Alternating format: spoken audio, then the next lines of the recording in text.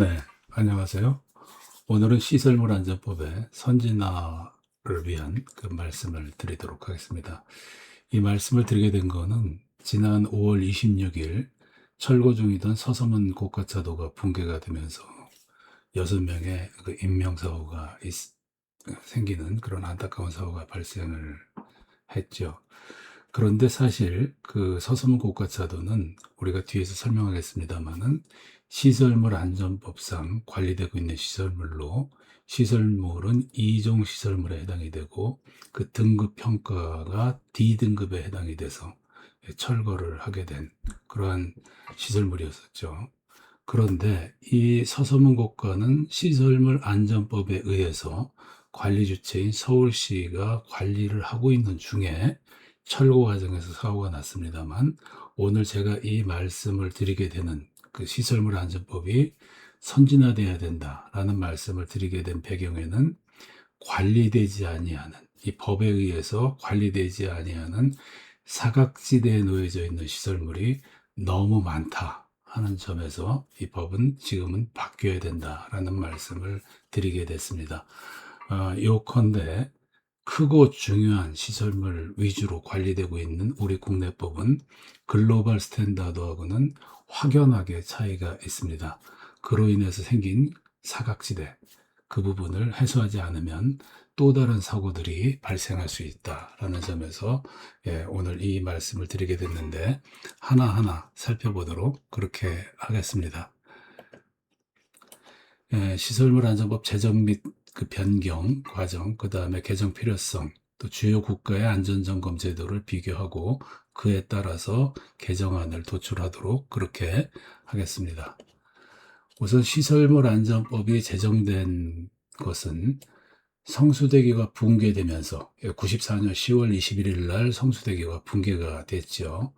한 달 조금 넘어서 2달이 안 된 상태에서 이 시설물 안전법이 급조됩니다. 아주 빠르게 제정이 되고 4월 6일 날 시행을 하게 되죠.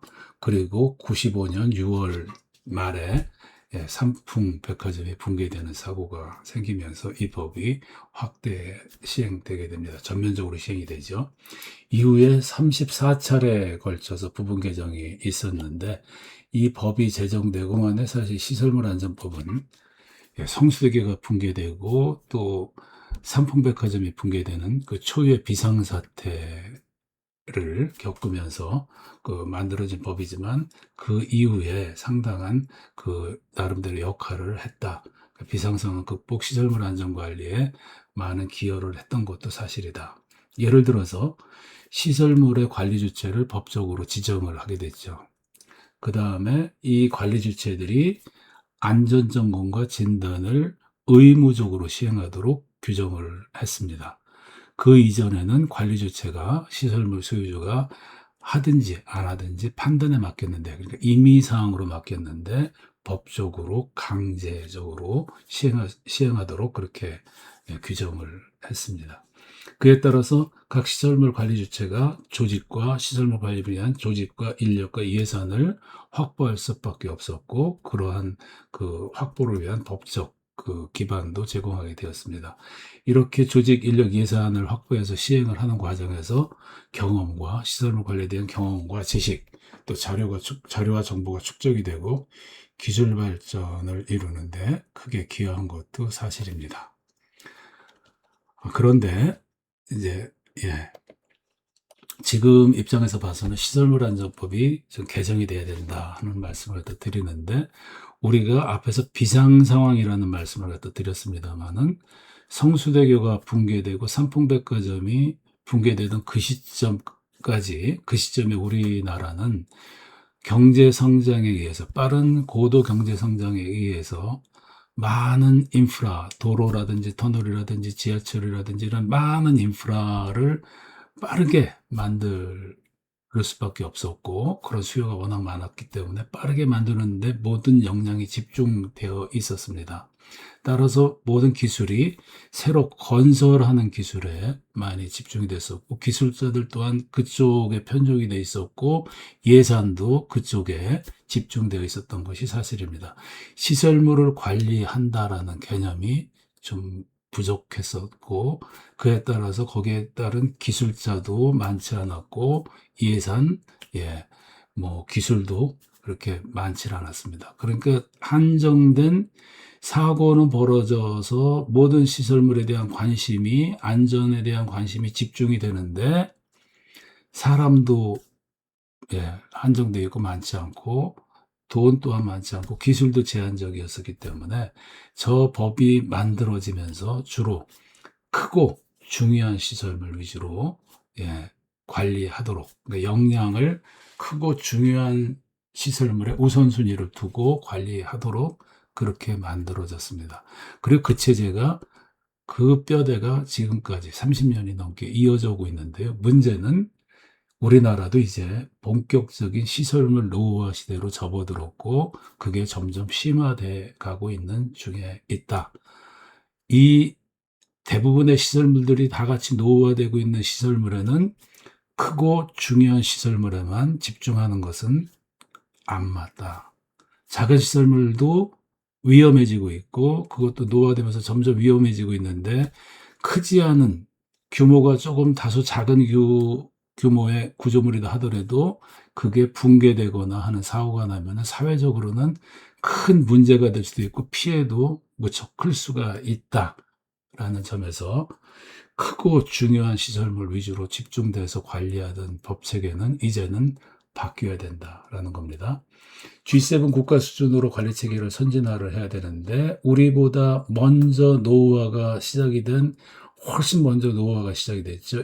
미국 같은 경우 1920, 30년대에 많은 시설물을 건설했고, 20년 정도 지난 50년도서부터 노후화가 이미 사회 문제가 되기 시작합니다.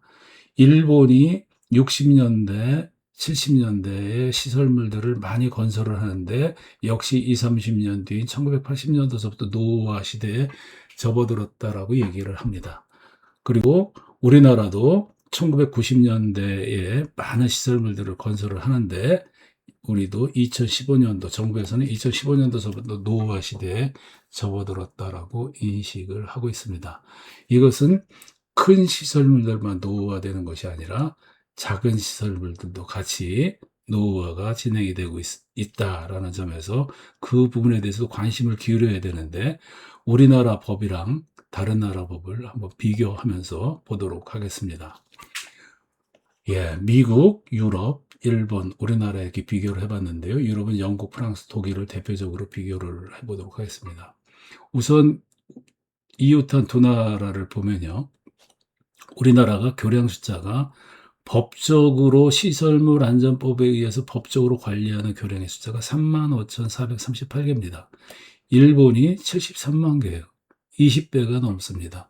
나라 크기가 20배가 되느냐? 아니죠. 일본이 우리보다, 남한보다 약 2.3배 정도가 큽니다. 그런데 교량 숫자는 20배가 넘습니다. 그것은 왜 그러냐면, 여기 숫자로 나타나 있습니다만은, 우리나라에서 시설물 안전법에 의해서, 법적으로 시설물 안전법에 의해서 관리 주체가 정해지고, 그 관리 주체가 의무적으로 점검, 진단 등을 해야 되는 교량은 100m 이상인 교량입니다. 연장이 100m 이상인 것. 일본은 2m 이상이면 관리를 해야 됩니다.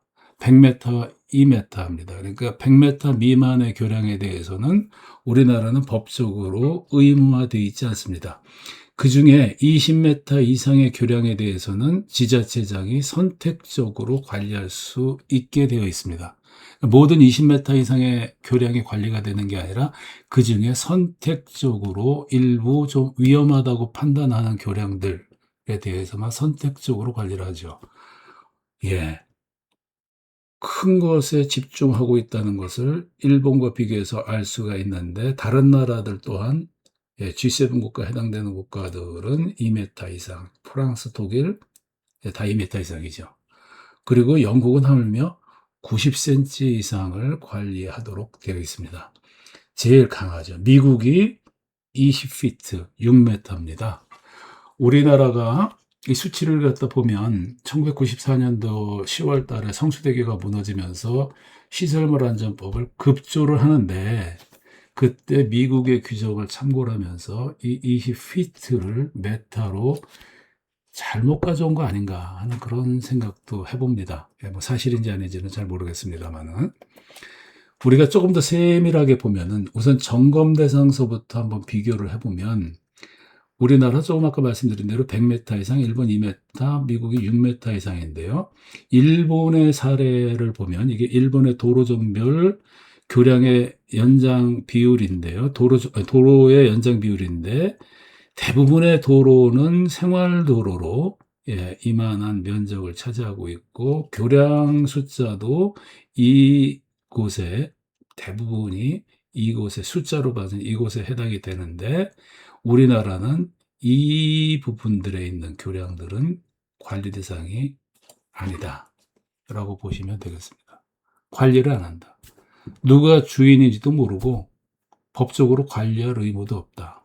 좀 다시 얘기하면은 숫자 파악도 안 되는 상황이다. 모르겠습니다. 숫자를 어느 부서에서 관리하고 있는지 모르겠습니다만 국토부인지 국토안전관리원에서 이런 숫자까지 다 관리하고 있는지는 모르겠습니다만은 저는 못 찾아보겠습니다. 혹시 아시는 분들이 계시면 뭐 좀 알려주시면 고맙겠습니다. 저는 아무리 찾아도 이 개수 파악이 어디서 제공되는 것을 제가 찾아볼 수가 없었습니다. 우리가 관리하는 숫자는 크고 중요하다고 판단하는 교량, 100m 이상의 교량만 그 숫자가 35,438개로 2024년 7월 기준으로 관리를 하고 있죠. 일본은 2m 이상을 관리를 하는데 우리는 100m 이상이고 20m 이상은 선택적으로 관리를 한다. 근데 잘 보면 미국이 일본보다 땅 크기가 엄청나게 큰데 교량 숫자는 작습니다. 왜 그러냐? 여기는 20피트, 6m 이상이거든요. 그러니까 이 사이, 6m서부터 2m 이상의 사이의 교량 숫자가 많이 있을 수 있다, 미국에. 그렇게 보면 되겠죠. 미국도 2m서부터 6m 사이의 교량은 관리를 안 하는데 그와 관련해서 2023년 4월 15일 날 미국의 위스콘신에서 여기에 해당되는 교량이 붕괴된 것과 관련된 기사입니다. 6m가 안 되는 교량이 트럭이 지나갈 때 무너져서 트럭이 빠지는 상황이 생겼죠. 기사 내용을 보면 이 횡단하는 크로싱 교량은 길이상 20피트 미만이다. 20피트보다 작은데 그것이 무엇을 뜻하느냐 하면 연방의 관련 규정들을 따라야 되는 교량으로서의 자격이 없다. 그러니까 연방의 규정을 준수해야 될 의무가 없다. 그런 소리죠. 준수할 만한 퀄리파이 자격이 없다. 이런 소리고 또한 그래서 보수나 성능 개선을 위해서 연방의 예산을 지원받을 자격도 없다. 이런 겁니다. 연방 규정에 의한 관리를 안 해도 되고 해야 될 필요도 없고 그에 따라서 보수가 필요해도 연방에서 지원을 못 받는다. 그러니 돈이 없는 지자체들이 대체로 돈이 없죠.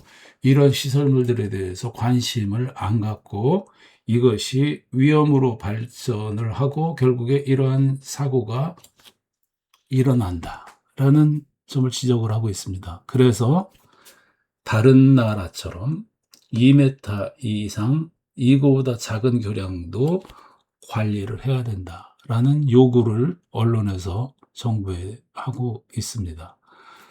6m 미만에 대해서 관리를 안 하는 미국이 이것도 관리를 해야 된다라고 주장을 하고 있죠. 그렇지 않으면 이런 사고들이 우리 주변에서 지속적으로 발생을 한다라는 겁니다.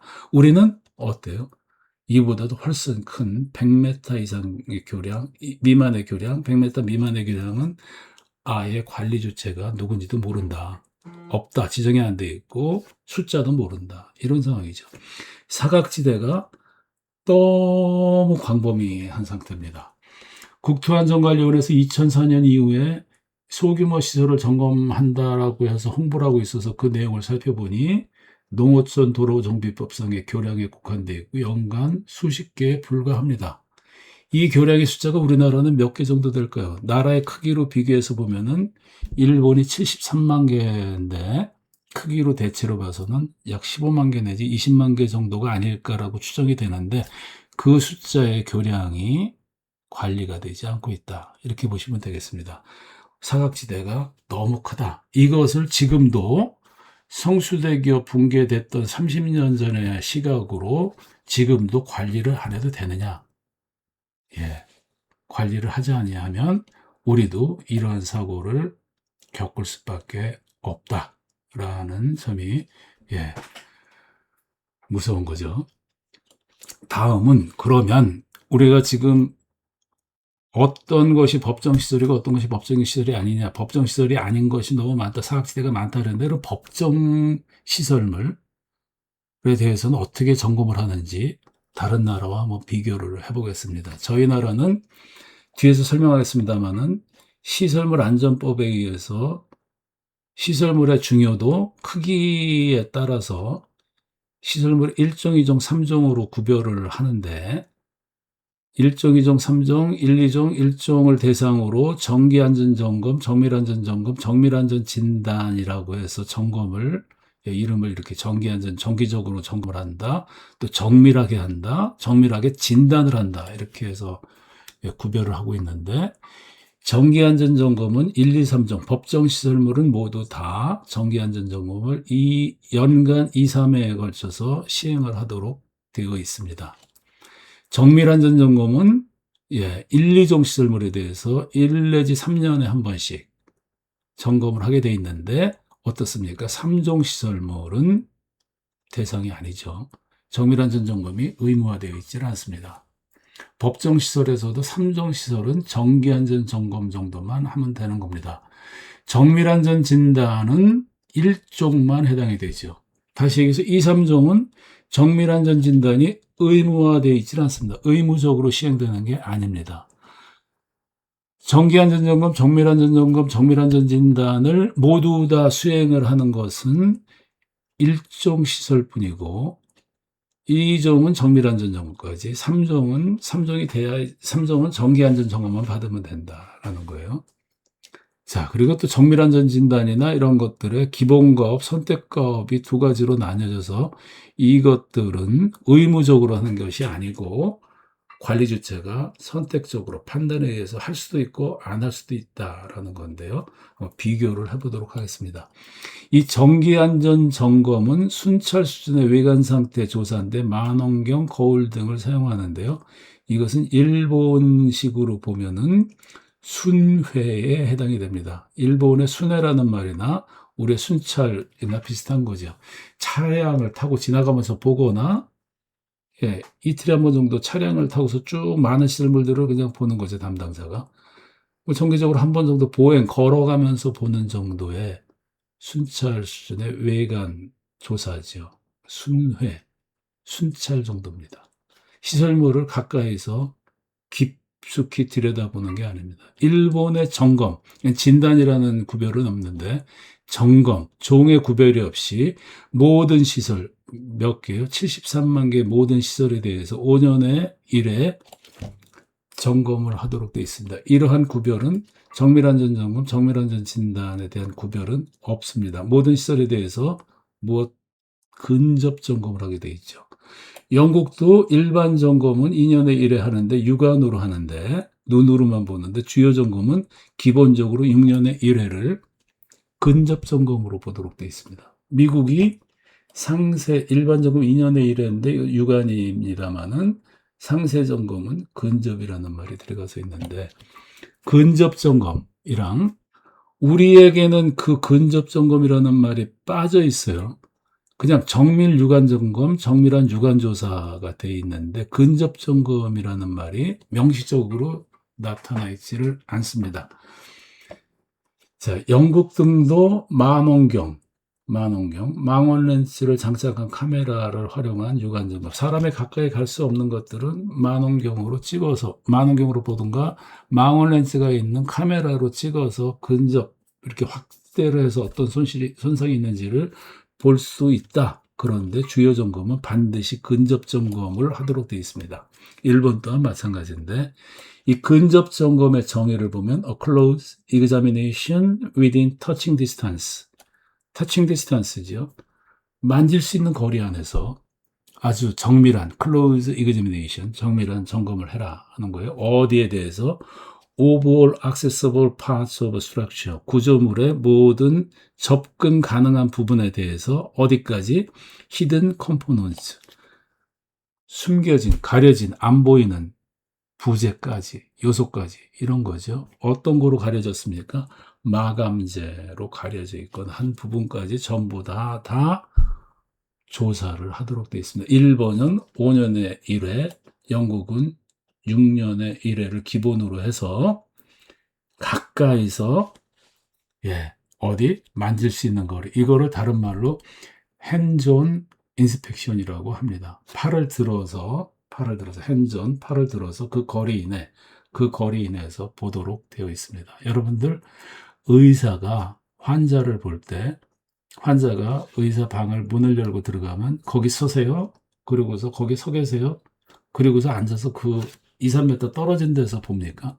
환자를 그렇게 봅니까? 아니죠.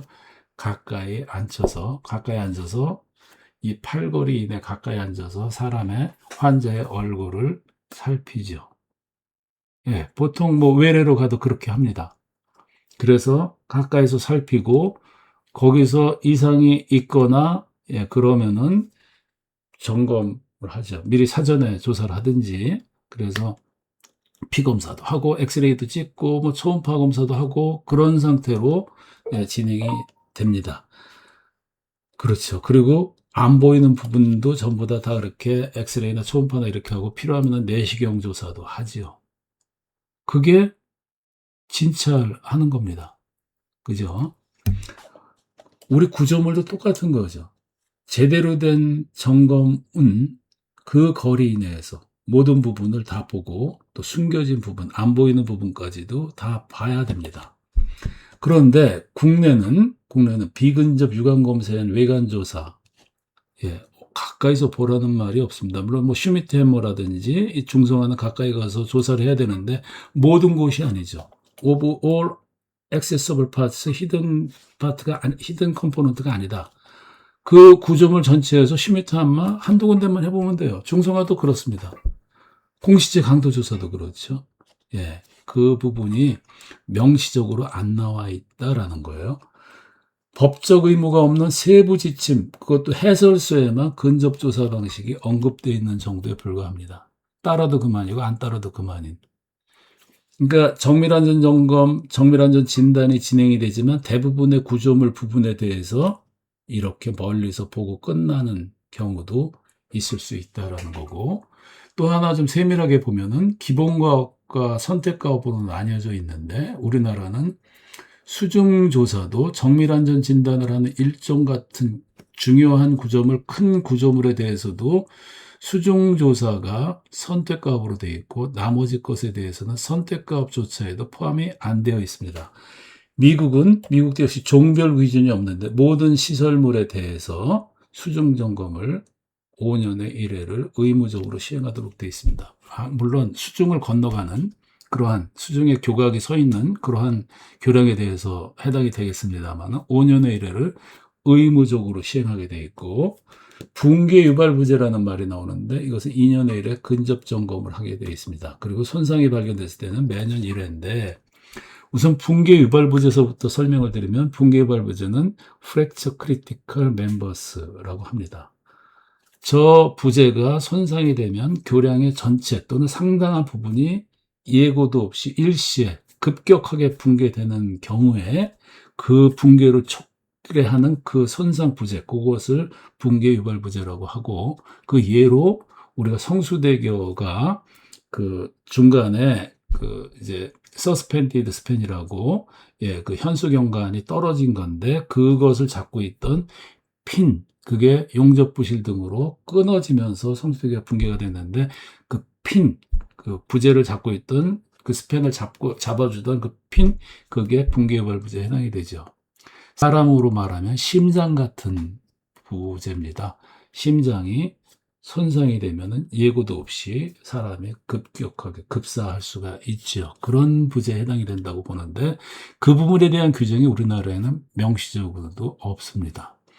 수중 점검은 5년에 1회 의무되어 있고 우리는 옵션으로 되어 있는데 세상의 교량의 붕괴 원인을 조사를 해보니 네, 영어로 almost more than half, 거의 반 이상이 교각 주변의 안반, 이것이 오랜 세월에 걸쳐서 깎여나가는 현상, 홍수 때 깎이고 덮이고 하다가 어느 큰 홍수가 왔을 때 교량이 푹 주저앉는 현상, 스카워라고 합니다만은 그 현상에 의해서 교량이 붕괴가 된다. 세상의 교량의 반 이상. 미국은 제가 대충 계산해 본 거로는 붕괴된 사례로 봐서는 60% 정도가 이것에 의해서 무너지는데 그래서 이것을 이렇게 의무적으로 시행하도록 규정을 하고 있습니다. 그리고 우리나라도 올여름에도 어떨지 모르겠으나 매년 여름마다 TV 뉴스를 보면 교량이 홍수 때 이렇게 상판이 딱 꺾여진 아니면 떠내려가는 그러한 사고들이 발생이 되는데 그것도 원인은 대부분이 이 부분 스카우어 수중 점검이 면밀하게 안 돼서 관리가 안 돼서 붕괴가 되는 사례가 많고 홍수 때 그냥 큰 비가 내려서 무너진 것으로 치부하고 지나가지만 사실은 수중 점검을 소홀히 하기 때문에 생기는 현상으로도 보인다라는 겁니다. 미국, 영국들은 리스크 분석을 위해서 점검 빈도를 조정을 하게 돼 있는데 여기 4년 조정, 영국은 주요 점검이 6년이 기본인데 8년, 10년, 12년으로 조정을 할 수 있도록 되어 있습니다. 이건 뒤에서 다시 한번 설명을 하도록 그렇게 하겠습니다. 다음을 보면 이것은 일본 국토교통성이 도로교 유지관리에 관한 논의를 2015년도에 하면서 나온 자료를 그대로 한글로 바꾼 건데요.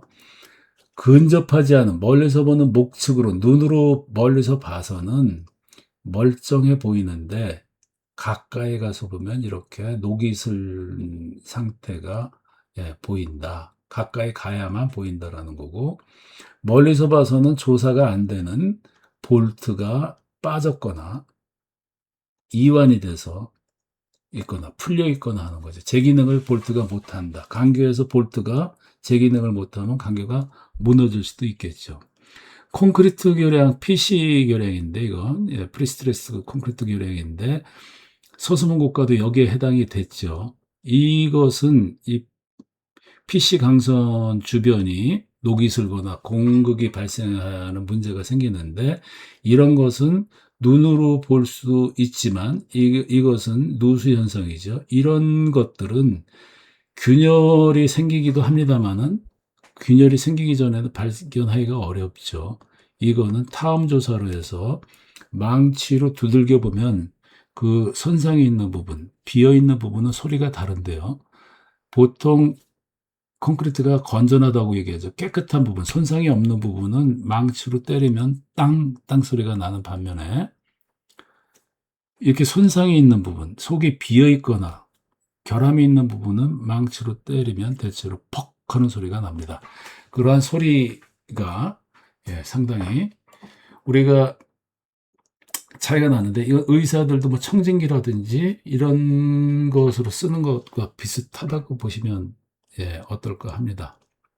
근접 점검의 중요성을 파악을 해서 일본은 근접 점검을 법적으로 명시하게 되었다라는 것을 보여주고요. 종별 구별을 한번 보겠습니다. 아까 우리가 앞에서도 여러 번 얘기했습니다만 우리나라는 종별로 일종, 2종, 3종에 따라서 점검과 진단이 나뉘었죠. 다시 한번 상기해 보면 1, 2, 3종 모두에 대해서는 정기 점검을 합니다. 또 1, 2종에 대해서는 정밀안전 점검을 하고 1종에 대해서는 정밀안전 진단을 합니다. 정밀안전 진단은 2, 3종은 의무화가 되어 있지 않고 정밀안전 점검은 3종에 대해서는 의무화가 되어 있지 않죠. 그것의 기준이 되는 겁니다.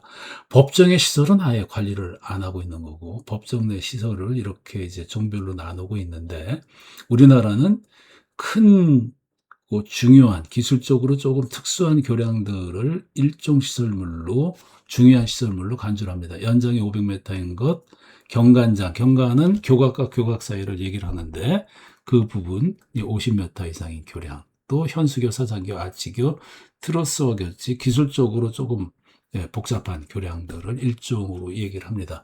그거보다 조금 작은 교량들은 2종, 또 선택적으로 20m 이상에서 지자체장들이 3종으로 지정을 해서 관리를 하는데 이러한 교량의 종을 나누는 나라를 거의 찾아볼 수가 없었습니다. 다만 영국이 4개의 종으로 나누는데 우리랑 다르게 카테고리 3이 좀 교량이 복잡하거나 구조물이 좀 특수한 구조물인데요. 0은 우리는 법정 외죠. 여기 0에 해당되는 것은 5m 미만의 단경관 구조물이니까 우리는 법정 외에 해당이 됩니다. 카테고리 1, 2, 3이 있는데 영국도 카테고리를 나누었지만 주요 점검 이 관리하는데 점검이나 진단으로 나누어서 차이점을 두고 있지는 않다라는 거예요. 무슨 차이만 있느냐? 이 카테고리 3에 해당되는 복잡한 교량은 리스크 평가에 따른 주요 점검 빈도를 축소할 수 없다. 이런 소리예요. 아까 우리 앞에서 살펴봤죠. 앞에서 살펴봤던 이겁니다. 점검을 6년에 1회를 기본적으로 하는데 엔지니어가 판단해서 8년, 10년, 12년으로 조정을 할 수 있다. 어떻습니까? 교량의 건강 상태를 보고 엔지니어가 이 교량은 건강해. 아주 문제가 하나도 없이 깨끗해요. 그러면 점검을 6년에 한 번 법에 하게 되어 있지만 그럴 필요 없어. 12년에 한 번 하세요. 10년에 한 번 하세요. 이렇게 정해주는 겁니다. 우리 의사가 어떻습니까? 제가 환자로 병원에 외래로 다니는데 제가 관리를 잘해서 건강 상태를 잘 유지하고 있으면 지금은 6개월에 한 번 다닌다고 보면 1년에 한 번 오세요. 아니면 2년에 한 번 오세요. 이렇게 오는 빈도를 늘려주기도 하죠. 아니면 제가 건강관리를 잘못해서 위험하다고 판단이 되면 줄이기도 합니다. 3개월에 한 번 오세요. 매달 오세요. 아니면 매주 오세요. 경우에 따라서 입원해서 보셔야 되겠네요. 이런 상태가 되는 거죠. 그러한 판단을 할 수 있도록 엔지니어에게 그 결정권, 판단을 할 수 있는 근거를 마련해 줬는데 이게 이 교량들에 대해서는 허용이 되지 않는다. 이 복잡한 교량에 대해서는 오히려 PSC 교량, Post Tension Concrete Structure죠. 요번에 사고가 났던 서소문 고가 차도도 다른 영상에서 말씀드렸지만 PSC 교량입니다. Post Tension Concrete 교량이고 이것은 우리나라에서는 일종에 들어와 있지를 않습니다. 중요한 시설물로 포함이 안 돼 있죠. 아직 이 부분에 대해서 위험에 대해서 그렇게까지 인지를 못하고 있다라고도 볼 수 있습니다. 그래서 서소문 고가차도는 경관이 전체 경관이 500m 미만이고 경관의 장이 50m 미만이어서 50m보다 작은 28m, 최고 경관장이 28m라서 2종 시설물로 관리가 됐죠. 다시 얘기해서 정밀안전 진단의 의무 대상은 아니었었던 교량이다라는 거예요. 그렇습니다.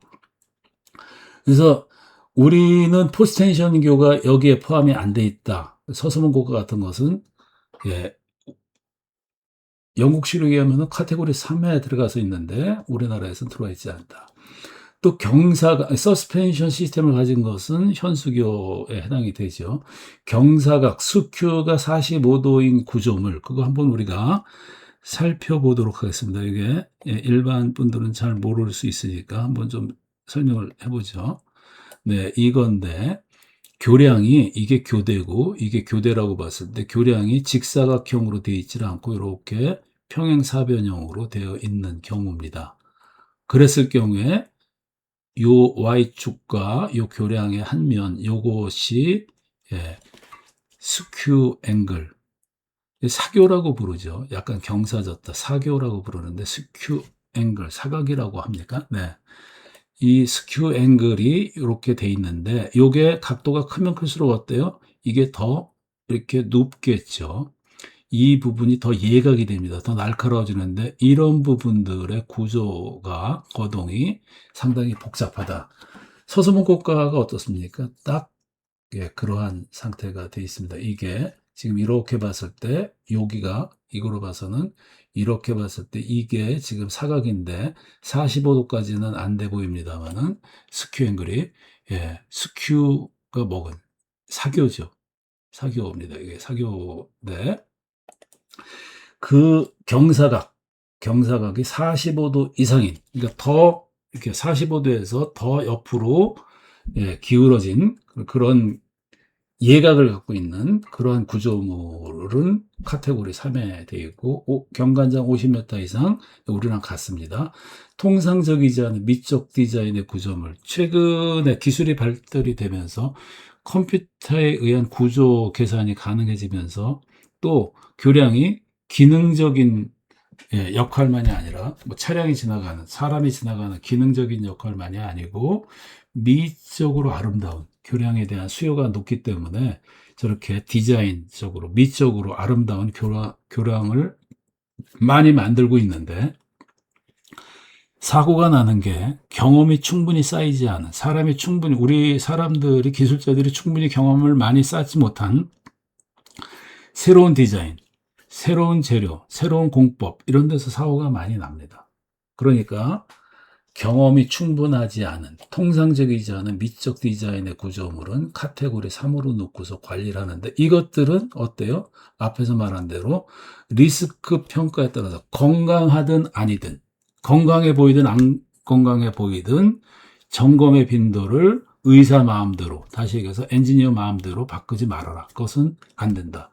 그것이 허용되지 않는 것 외에는 나머지 사항에 대해서는 똑같이 합니다. 우리처럼 1종, 2종, 3종이라고 해서 어떤 것은 정밀안전진단, 어떤 것은 정밀안전점검, 어떤 것은 정기안전점검, 순찰 수준으로만 하는 게 이렇게 구별이 되지를 않는다라는 겁니다. 종별 구분에 따라서 점검과 진단의 질이 달라지질 않는다. 빈도만 조정을 할 수 있느냐, 안 하느냐 정도만 되어 있고요. 오히려 PSC 교량, 하상세굴 위험 교량, 예, 아까 얘기했죠. 수중 점검이 중요한 부분, 교량의 반 이상이 이것으로 무너진다라고 얘기를 했고, 손상이 돼서 중량을 제한한 교량, 이미 변형이 발생한 교량 등은 영국의 경우에 1년을 빈도로 이 교량에 대해서 점검, 정기 점검이 아니라 특별 점검을 따로 별도로 해야 되는지, 그것도 빈도는 얼마나 자주 해야 되는지에 대해서 타당성을 검토하도록 의무화하고 있습니다. 예. 이 부분, 종별을 나누는 것도 우리가 새롭게, 만약에 이것을 유지를 해야 된다면, 이제 좀 다시 봐야 되지 않느냐. 그리고 종별로 점검의 질을 달리하는 것은 안 맞는 것 같다. 우리나라만 이렇게 달리하고 있죠. 예. 시설물이 크든 작든 그 위험 요소는, 위험의 요인은 거의 비슷합니다. 작다고 해서 지나가면서만 봐서 될 게 아니고, 크다고 해서 적당히 좀 더 세밀하게 본다, 작다고 해서 무시한다, 이 차이를 둘 이유는 없다라고 생각을 합니다. 그리고 또 하나는, 지금은 작은 교량도 밀집되어 있는 도시 같은 데서는 조그만 교량이 무너진다, 사고가 난다 해도 그 피해는 상당히 클 수 있다. 리스크로 봐서 상당히 클 수 있기 때문에 소홀히 할 수 있는 부분이 아니다라고 생각이 됩니다. 또 하나는 점검자 자격 부분인데요. 한번 살펴볼까요? 미국의 몬타나주를 예를 들고 있는데, 공무원들에 해당이 되겠습니다. 교량관리부에 프로그램 매니저가 있고 주임급들이 팀 리더로 되어 있는데 전체가 31명이고, 이 사람네들이 4,500개의 교량을 자체 기술자가 점검을 합니다. 그런데 이 프로그램 매니저 공무원이 기술사이거나 10년의 교량 점검을 한 경험 보유자로 임명을 하게 돼 있죠. 팀 리더도 5년 이상의 교량 점검의 경험을 보유하도록 하고 있습니다. 영국은 엔지니어와 점검원, 인스펙터로 나뉘는데 감독 엔지니어는 구조 기술사급에 해당되는 자격증을 갖고 있어야 되고, 이 사람네들이 임명하는 점검원이 현장에 나가서 교량의 손상 상태를 다 점검을 하는, 그리고 그것에 대한 안전성 여부를 구조적으로 판단하는 거는 엔지니어인데, 이 사람네들이 임명을 하는데, 선임점검은 점검원을 임명을 하는데 국가에서 정한 교량 검사원 인증 제도의 인증을 받아야 되고 정기적으로 갱신도 해야 됩니다. 재료, 열화 메커니즘, 구조물이 어떻게 해서 노후화가 진행이 되고 위험해지는지에 대한 지식과 경험을 갖고 있어야 되는데, 이것에 대해서 평가를 하죠. 우선 이 사람네들이, 이 인증을 받기 위한 사람들이, 지원자들이 인증기관에 서류를 제출하고 서류 통과자에 대해서 인터뷰를 진행하는데, 지식 경험, 숙련도 외에 의식 부자까지도 어떤 의식을 갖고, 교량의 중요성에 대해서 어떤 의식을 갖고 있는지에 대해서도 같이 평가를 하고, 이 사람네들에 대한 교육 프로그램도 제공을 하고 있습니다.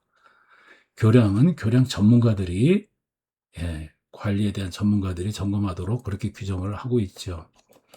일본도 점검을 적절히 수행하기 위해서 필요한 지식 및 기능을 보유한 자라고 했는데, 단서가 구조 설계 등 정통한, 구조 설계라는 건 새로 만드는 교량에 대한 설계에 정통한 기술자라도 구조물을 만들어 놓고 유지 관리하면서 쓰면서 생기는 문제, 거기에 어떠한 현상들이 생기는지, 어떠한 문제들이 생기는지에 대한 지식이 없는 자는 점검을 해서는 안 된다라는 겁니다. 그래서 콘크리트 공학회, 프리스트레스 콘크리트 공학회, 강구조협회, 그러니까 PSC 교량, 일반 청결 콘크리트 교량, 강교 등에 대해서 학회들이 있는데, 여기서 교육을 받고 자격 인정 시험 등을 해서 진단사 자격증을 줍니다. 뭐 점검사, 교량 점검사, 이렇게 교량 분야에 대해서 교량 종류별로 교육을 받고 자격 인정 시험을 거쳐서 자격을 딴 사람들이 점검을 하도록 하고 있습니다. 엔지니어와 검사원을 별도로 구별하지는 않는데, 어쨌든 이러한 자격을 분야별로 딴 사람이 하는데, 우리는 어떻습니까? 점검 유형별 점검 책임자가 되어 있는데, 우리는 종별로 어떻습니까? 이 점검의 방법이 다르죠. 정밀안전 진단, 정밀안전 점검, 정기안전 점검이 있는데, 이것에 따라서 특급 기술자, 고급 기술자, 초급 기술자로 나뉘어져요. 일종 시설물이 특급 기술자인데 정밀안전 점검을 하는 1, 2종 시설물에 대해서는 고급 기술자가 판단하죠.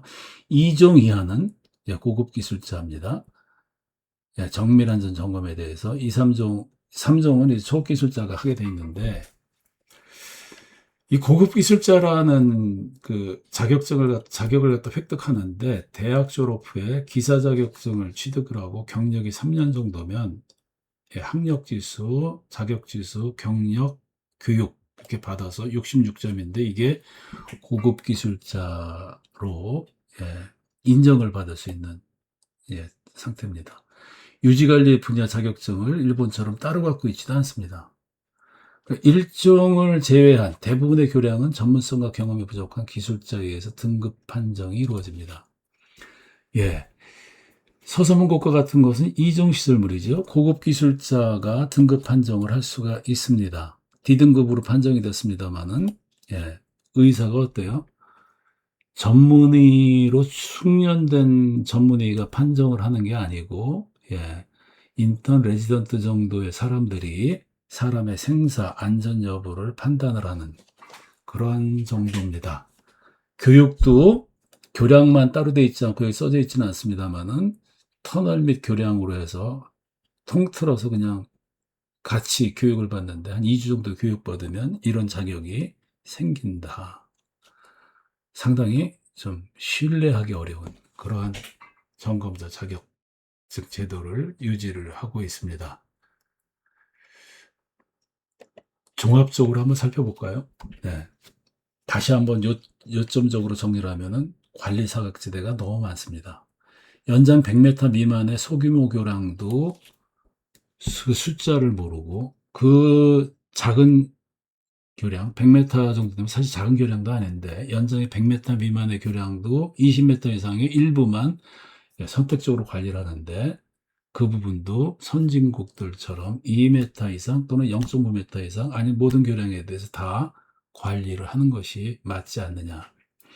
작은 교량들, 규모가 작은 교량에서 사고가 나도 그 피해는 엄청나게 클 수가 있다. 리스크가 크다라는 거죠. 이제는 크고 중요하다고 판단되는 그런 구조물만이 아니라 작은 교량도 다 중요하다. 이렇게 보고 그 위험은 매우 클 수 있다. 라고 봐서 규모와 상관없이 피해 규모 또 피해로 인한 사회적인 문제는 클 수 있다. 예를 들어서 그런 거죠. 철도를 지나가는 작은 교량, KTX가 지나가다가 무너진다. 엄청난 피해죠. 예, 그런 사례를 얘기를 하는 겁니다. 그리고 시설물 규모에 따른 점검 진단의 차등을 구분을 폐지하는 게 맞겠다. 올해는 1종, 2종, 3종에 따라서 정기안전점검, 정밀안전점검, 정밀안전진단에 의무화되어 있는 게 다르고 정밀안전진단도 기본과업, 선택과업 이렇게 해서 중요한 것들이 선택과업으로 돼서 관리 주체가 임의로 하든지 안 하든지를 관리 주체한테 맡겨놓고 있는데 모든 교량을 다 지금 정밀안전진단 수준의 점검으로 종 크기에 따라서 그것을 구별할 필요는 없겠다.